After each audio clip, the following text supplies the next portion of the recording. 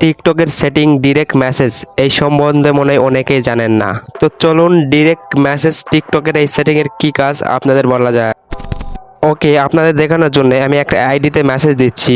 দেখতেই পাচ্ছেন একটি মেসেজ দেওয়ার পরে আমি আর কোনো মেসেজ করতে পারছি না। এখন ওমর ভাই আমাকে রিপ্লাই না দিবে। আপনারা খুব সহজে এরকম সেটিং চালু করতে পারবে। কেউ যদি আপনাকে মেসেজ দেয়, আপনি যদি রিপ্লাই না দেন, আপনাকে আর মেসেজ করতে পারবে না।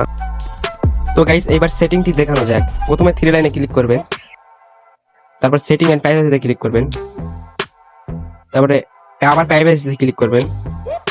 দেন নিচে দেখতেই পাচ্ছেন ডিরেক্ট মেসেজ, এখানে একটা ক্লিক করবেন। তারপর দেখতেই পাচ্ছেন পারমিশন সেটিংস, এখানে একটা ক্লিক করবেন।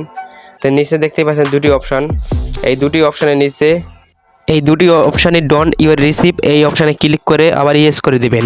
এই সেটিং অন করার মাধ্যমে কেউ যদি আপনাকে মেসেজ দেয়, আপনি যদি রিপ্লাই না করেন, পরবর্তী উনি আর আপনাকে মেসেজ দিতে পারবে না। এর জন্য আপনাকে কেউ বারবার মেসেজ দিয়ে বিরক্ত করতেও পারবে না।